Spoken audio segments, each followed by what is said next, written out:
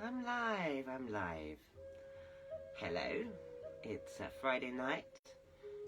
It's the 27th of the 24th of February 2023.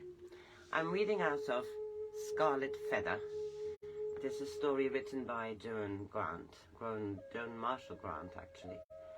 She was a seer and she wrote books about her far memories. She was married several times, and she was known as an author, particularly in the 40s and 50s, I believe. And she wrote Scarlet Feather from the eyes of Piyanah.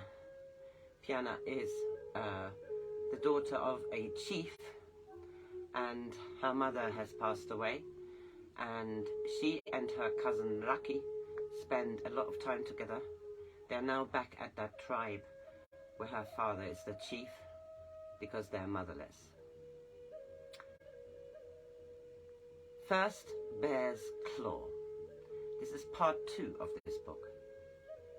The boys and the braves who were training them for the ordeals lived to the west of the main encampment. Dorok, the brown feather to whom I had been assigned, was standing before one of the teepees. He beckoned me to approach him, but made me wait before he spoke. Here you are not the chief's daughter. You are Piyanah, who obeys me. You will share this teepee with 3 others, Kaki, Barakichi, and Takini. Before I could answer, he turned away and went down the path towards the river. Their teepee was smaller than the one Raki and I had shared, and had no center post.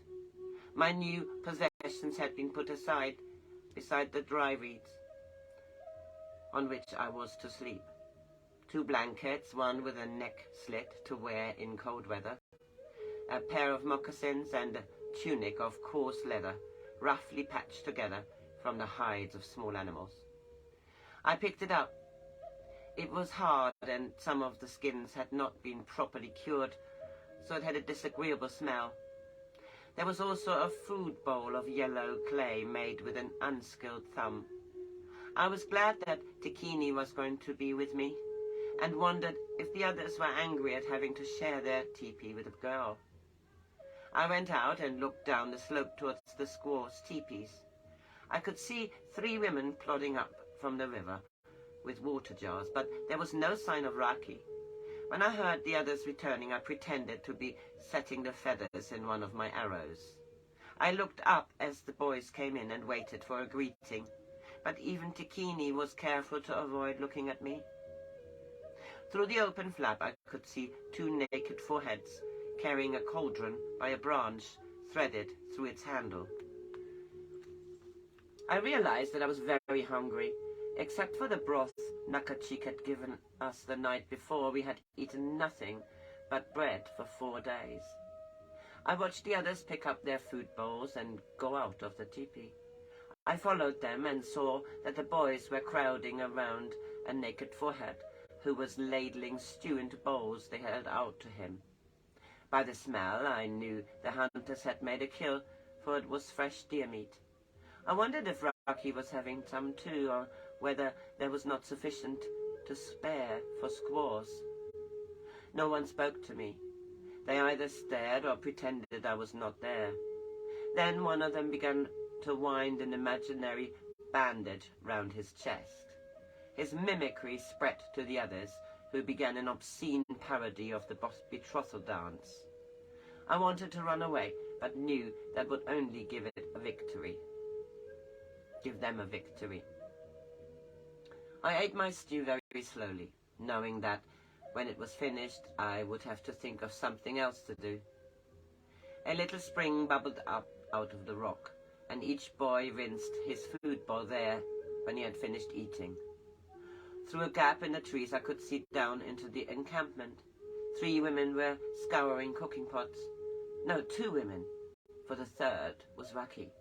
I wished that I were really a man and that it was the time of the choosing, for then he could be my squaw, and he would go into the woods and never come back.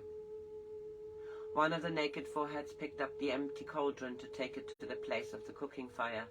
I wondered if he was resigned to being despised, or if sometimes he longed for the privileges he had forfeited. It must be lonely to live so near the squaws and yet be allowed no woman. The teepee was empty when I went there. I wrapped myself in a blanket, and when the others came in, pretended to be asleep. I had not yet learned that after the sunset drum, the boys were not allowed to talk. So I thought they kept silence because they did not want me to overhear. I woke before the others and crept out without waking them. In the thick half-light, I ran down to the pool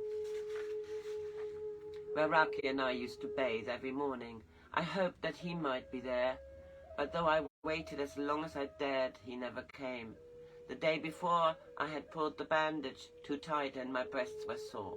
The water was very cold, and in the grey stillness the brooding trees looked like sorrowful ghosts. As I went back, I saw a group of boys led by Dorok moving off towards the high pasture. Takini was there, but I was uncertain whether I ought to join them, until he dropped behind the others and beckoned to me. He stayed beside me long enough to whisper, "I saved your bread. I couldn't bring it with me, but I've hidden it under your blanket. We don't have another meal until sunset, so you will be hungry." I smiled to thank him, and before running ahead, he said hurriedly, "Don't let the others know I'm trying to help you. They will soon accept you for one of themselves. Don't forget the chief's your father, and I'll see they don't forget it either." I felt much braver now that I was not quite alone. Takini had been Raki's friend, and it was almost like having a shadow of Raki with me. I wished I had been nicer to the squaws, for then there might have been women to help him because of their friendship to me. I wondered why my father has decreed that Raki must spend a moon with the squaws before, still dressed as a woman, beginning his training for the ordeals. Even then I should have very little chance to speak to him, for the boys were divided into two groups, and I was sure he would be kept away from me, and he would eat with the squaws and sleep in their teepees. I repeated the conversation I had so often held with myself since I left Raki. "You must live as a boy, think as a boy, act as a boy. Only then can you and Raki be together again. Raki has to be squaw, so I will make all these boys realize that a squaw is better than they are. I will smile every time they mock me, but I will remember each boy who starts it until I can turn his mockery against himself. I will make myself beat him at whatever he is most proud of doing. I won't let them hurt me.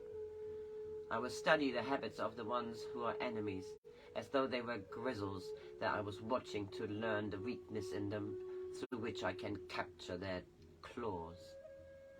In my imagination, Raki and I, both dressed as women, were receiving homage from all the tribal braves. I had forgotten to be watchful, and Jogi, the boy who had led the mimicry, tripped me so that I fell and cut my knee. I ran on as though I had only stumbled. It didn't hurt much, but I could feel blood trickling down my leg. I knew that I was being watched to see if I looked down to find out if it was a deep cut, so I didn't. They were going to be disappointed, for they had forgotten that Raki had taught me to share everything with him. After we had been running for some time, we came back to the river, which had made a wide loop around the hill. Here, Dorok told us that we could rest before the diving practice began. The boys sprawled on the ground, panting after their long run. I wanted to lie flat to relax all the aching muscles which were still sore after their journey from our little valley, but I sat cross-legged, looking across the river to the mountains, which were already covered with the first snow. Though many of the squaws were strong swimmers, they were not taught to dive. I felt comfortable satisfaction, as a hungry man feels when his food bowl is warm between his legs. They think I shall be frightened of diving. I hope Dorok leaves me to the last. I wish the pool in our valley had been deeper, for it is more than a year since I could practice every day. I shall pretend that Raki is here watching me, and then I shall go in very straight, without a splash. Great hunters, please let me do better than the best dive I have ever done. The boys were taking off their breechclouts and tying back their hair with their forehead thongs. I wondered whether I ought to take off the breast bandage, and decided to do so, because it would be so uncomfortable to wear it if it was wet. I saw Gorky taking off an imaginary necklace and armlets, and pretending to unwind a bandage from his chest. Several of the others were grinning with him. They thought it was clever to copy whatever he did.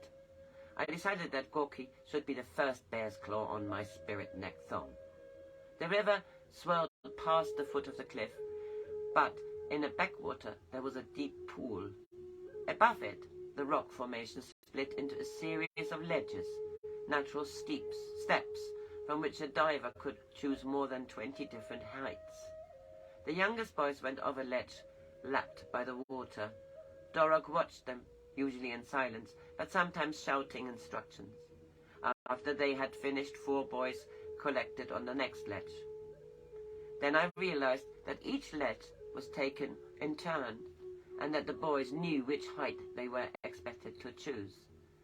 Dorog had expected me to join the youngest boys, but when I pretended not to see him looking at me, he must have thought that I had never dived before and decided to let me watch the others, as it was my first day. The eldest boys, Gorky among them, were 14. They all moved towards the 4th ledge, but at the last moment he stood back and let the others go up to it without him. They looked surprised until he pointed to another height on a level with their shoulders. My heart began to thud. I was determined to go off a ledge as high as any of the others, but even the 4th ledge was more than I had ever done. The ledge Gorky had chosen was narrow and difficult, and the one above it stood above the water 3 times the height of a man. It looked fairly easy from where I was standing, but I knew what it would look like from up there. If I made myself go up there, I should have to dive. If I went in flat and knocked the air out of myself, I should be pulled after the water like a drowning toad. They would never stop laughing at me, and have much more to laugh at them, and had much more to laugh at than me being a girl. I would be a vanquished boaster, and even Raki laughed at boasters. Until then, I had pretended to take no notice of the divers. I felt Gorky staring at me, so I turned and looked at him. He was smiling, and there was a swagger in his walk as he went forward to climb to the ledge. Before he dived, he looked down to make sure I was watching him. Suddenly, I knew one of his weaknesses. He despised me because I was a squaw, and yet he longed for the squaw's admiration. He was thinking of the choosing. He wanted all the squaws to admire him, to envy the girl he took into the woods. It would be pleasant to be wanted by the chief's daughter, and he would never be able to forget that her name was Piyanah, for I would make him remember it to his discomfort. He dived well, and I saw Dorog sign approval. I have to go off the ledge, which is higher than the others. Slowly I climbed the rock. Dorog looked surprised that I intended to dive and pointed to the lowest shelf. I took no notice and went on climbing, ledge by ledge. I thought Dorog was going to call me back when I reached the 5th ledge, Gorky's ledge. Then I scrambled up to the one above it. It was a good place from which to dive, for the rock overhung the pool. The water looked very far away and hard as stone. Please, Raki, don't let me go flat. Please, great hunters and totem and spirits and everybody, don't let me go flat. Or, if I do, please let me hit a rock and be killed. I dived.